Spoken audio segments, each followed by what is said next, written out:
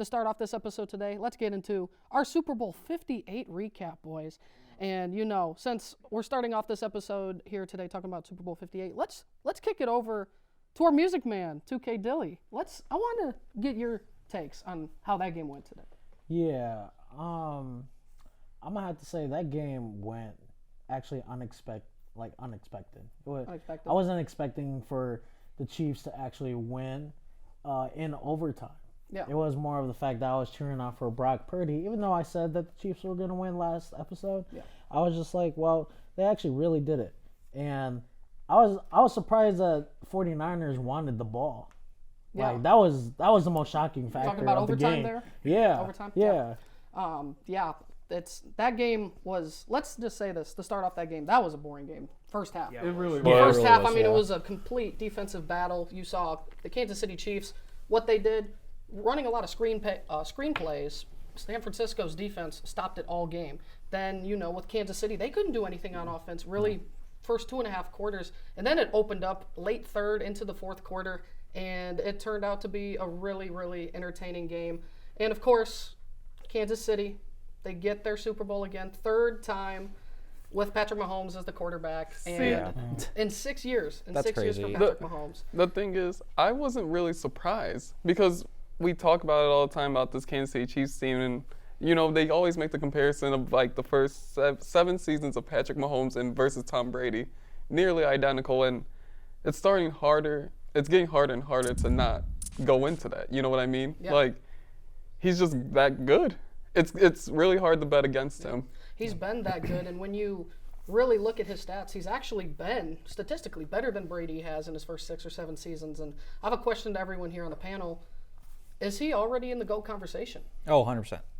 The fact that Patrick Mahomes in 6 years has been the AFC title game 6 times, he's basically turned this Chiefs franchise around on a dime. This Chiefs offense is not that good, in my opinion. It's literally Patrick Mahomes, Travis Kelce. You can throw Isaiah Pacheco in there, but really, other than those guys, they don't have a lot of weapons. It's a bunch of rookies, and you got Kadarius Toney, who didn't even play in the Super Bowl. Right. And that gave the Niners an upper hand, and the Chiefs still won the game. And that's what surprised me the most, is Patrick Mahomes, the fact that what he can do, he's the most accurate passer in the NFL. He can kill you when the pocket is crushing on him.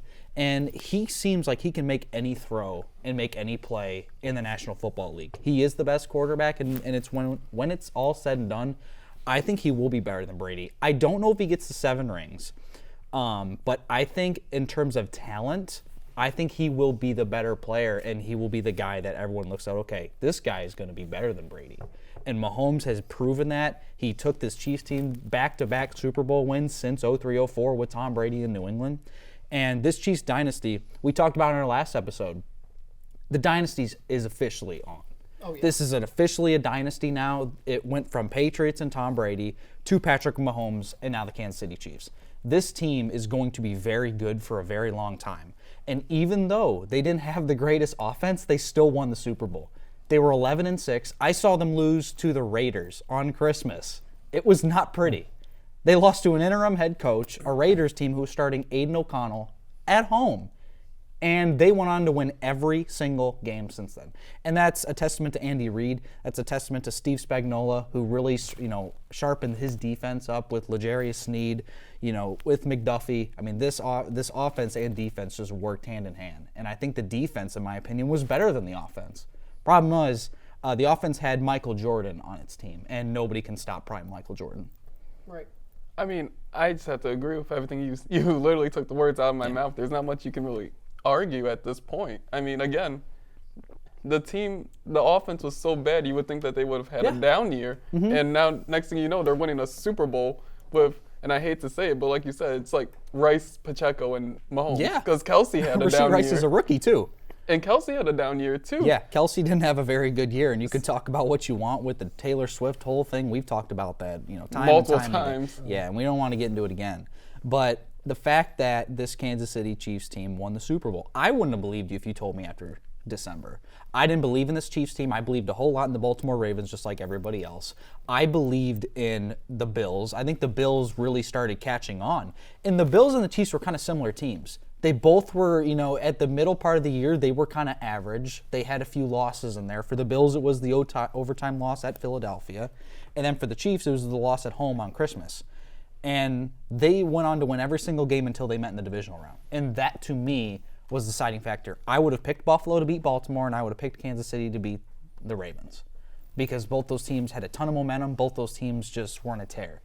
And congrats to the Chiefs. Their dynasty started. I mean, Andy Reid got his 3rd ring. He didn't win any in Philadelphia. He went to the championship game, and everyone thought of him as a choker. And now we may have a new choker because Kyle Shanahan, we'll talk about him. Another time, he has blown another double-digit lead. Yeah, we'll definitely get into Kyle Shanahan in a little bit. David, what's your thoughts? Who really is the GOAT? That's my question. Because if you're putting him up against Tom Brady, like I think he has to win just a couple more to get into that conversation. I mean, he's still pretty young, so we'll see about 10 more years, I'd say. I'm not gonna give it to him at that point because I still don't even give it. I'm not even gonna give it to LeBron. Right. I don't think he's the GOAT, but I don't think Patrick is either. Is he top 2? Is he top? Is he LeBron? Right? No, not LeBron. Oh. We all know LeBron is at least top 3. Everyone can argue that, but Top 5. I'm talking about Mahomes being number 2 at least. Is he right behind Brady currently right now? Because I think he is. I would say so. Yeah, I just wouldn't put him number 1. Okay. No, That's a fair I argument. completely agree with that. I wouldn't either right now. I think he still has to prove himself. But if he retired right now, he'd be a Hall of Famer. Yes. Yeah. Even only 6 years in the league, he'd be a Hall of Famer for what he has accoladed in this league for so little time, only being in it for 6 years, for 100%. Yeah, for sure. For me, I would have to say he has to be in the GOAT conversation. Yeah. It is the greatest 6-year start to a career in the history of the NFL. We have never seen a guy in his first 6 years go to the AFC Championship game every single season and play in a Super Bowl already four times. Only lost one, and it was to Tom Brady, who is the GOAT still, with 7 rings. Which is crazy to think about. Yeah, it is crazy. Do I think that Mahomes can pass Brady? I do. With the start that he's had this first 6 seasons, why don't I think he can continue it? And, Tom Brady has passed that torch. Yes. We thought, after Tom Brady would retire, we thought that, maybe the AFC is going to be more wide open. You had the years with Tom Brady where you had the occasional Joe Flacco in Baltimore or Peyton Manning in Indianapolis or Denver. But other than that, even you could also say Ben Roethlisberger in Pittsburgh. But other than that, I mean, it was all Tom Brady. Yeah. No, now seems to be all Mahomes. I completely agree. And I saw a report on X that Tom Brady, after I think it was the 2019 AFC Championship game when it was Patriots-Chiefs, the Patriots won the game in Arrowhead in overtime. I saw a report Tom Brady went into the locker room after the game and told Mahomes, "I'm passing the torch to you." Yeah. Because, and I completely agree with it, because we all knew he was talented. We all knew the Chiefs were a very talented team. They just couldn't get over the hump. They're kind of like the Bills. The Bills they just can't win a game currently. The Chiefs got over that, especially with Andy Reid, who was known as not winning the big game. Right. And I completely agree with you guys. I think Mahomes at the end of the day, no, he's not number 1 right now. He's still got a long time to go before that, especially to catch up to Brady. But I think Mahomes, I don't know if he'll get to 7. He'll get close. He's got at least a few more Super Bowls left in him because that Chiefs team, like we said, the dynasty started, and it's not going to stop because they're only going to get better. This was the year to beat the Chiefs, and they won the Super Bowl. Yeah. Which is crazy. It is crazy. And, yeah, like you said, I just don't see things changing in the AFC anytime soon. Nope. For sure. Kind of want to pivot onto the losers, San Francisco. And, I mean, what a defensive game that was for them. Yep. I mean, they had a great game. And, Brock Purdy, early on in that game, people can say what they want about Brock Purdy being a game manager, I believe game manager isn't necessarily that bad of a term, It's not. And you can win with a game manager. I mean, we've seen San Francisco. They were winning all year with him. Right. And I think he's a better version of Jimmy G. I want to get your guys' opinions on what his play was in this game. Brock Purdy? On Brock Purdy's, yeah. Okay. I didn't think it was too bad for what type of quarterback he is. I mean, he's a system quarterback, so there really wasn't much to say bad about. I mean, his first half was okay. His second half it dropped. He was efficient. I think that's the word I take from him. He did the job done. He reminds me of a younger Jimmy Garoppolo, except I think Brock Purdy is a little more athletic than Jimmy Garoppolo, and I think he's better at throwing the ball than Jimmy Garoppolo. My problem isn't the quarterback. I think the thing with Brock Purdy is, yes, we all know him as Mr. Relevant. Brock Purdy is San Francisco's quarterback for the future, in my opinion, because he's done nothing but win with them. He reminds me a lot of, in college, J.J. McCarthy. J.J. McCarthy may not be the most, stat-driven guy. He may not be the flashy guy. All he does is win. And that's all Brock Purdy has done so far in this league is win with San Francisco. You can say he's got a great system around him. I don't agree with that because you can't just throw any quarterback there and win. Are you sure about that? With those weapons, are you sure you can't just throw a quarterback in there? I do, yeah. Because Jimmy Garoppolo struggled with the 49ers after they made the Super Bowl. They went 10-7 one year. They made the NFC Championship but lost to the Rams. And they never got over the hump because with Jimmy G, you knew what you were getting. With Brock Purdy, I think you can expect more with the San Francisco offense. Sure, it's mostly McCaffrey. McCaffrey's the MVP in my opinion. I don't think it was Lamar Jackson. He brought the Niners there. And along with Deebo Samuel. I think Deebo's a huge part of that offense. But Brock Purdy is one of the best. He's not one of the best quarterbacks, I shouldn't say, but he is a very good NFL quarterback. And I think he is good for San Francisco. It's a good system fit. He has proven that he can thrive in their system. And, Kyle Shanahan will always have good offenses. He just will never make the decisions when it's, time crunch. Well, I mean, we saw the coin toss decision for overtime. Yeah, and that's what I think should break into our next segment of it is, what are you thinking?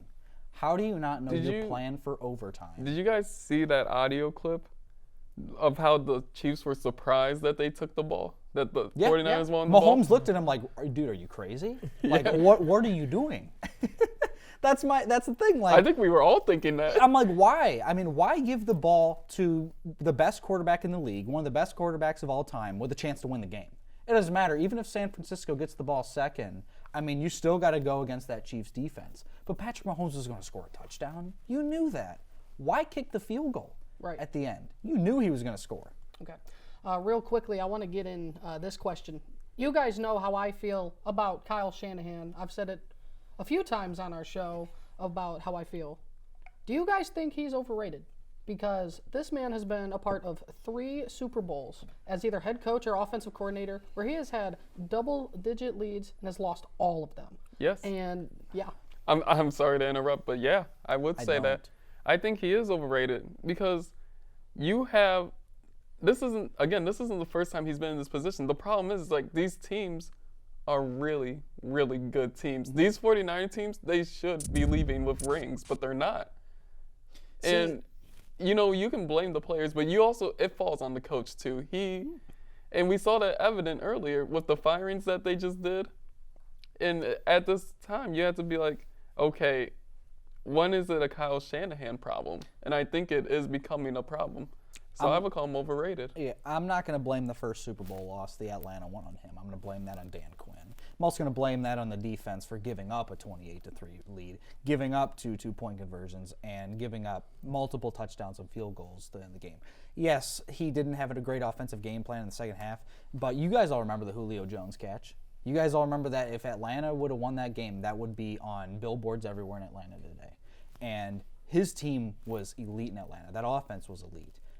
I think Kyle Shanahan is an elite coach. I do think he's one of the best coaches in the league. I don't think he's overrated because he wins wherever he's at. He won in Atlanta. He's won in San Francisco. I know. He hasn't won a Super Bowl. We talked the same thing about Andy Reid. Andy Reid has been to Super Bowls when he was in Philadelphia. He went to multiple NFC Conference Championship games and lost every single one of them. And that's kind of like how Kyle Shanahan to me. I think he's a younger Andy Reid. Do you think he needs a Super Bowl then? I think he needs to win one, yes. He has to with San Francisco because this team is, bolstering with talent. I mean, they have talent at every single position. And I think he will. I think San Francisco will get there, especially with Brock Purdy. I think that offense is going to thrive. But if they don't re-sign Deebo or Brandon Ayuk, I think that's going to be a huge problem because that is one of their major weapons on this team. But in terms of Kyle Shanahan, no, I think he's an elite coach. Yes, he has choked away some games. The 2019 Super Bowl against the Chiefs.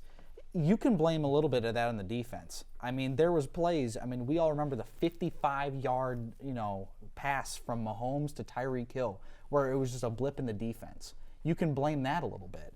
But Kyle Shanahan, yes, he's blown leads. 10-point leads aren't as big as you think they are in the Super Bowl, and especially when you're going up against Michael Jordan in the Super Bowl, no lead is safe. That's correct. No lead is safe.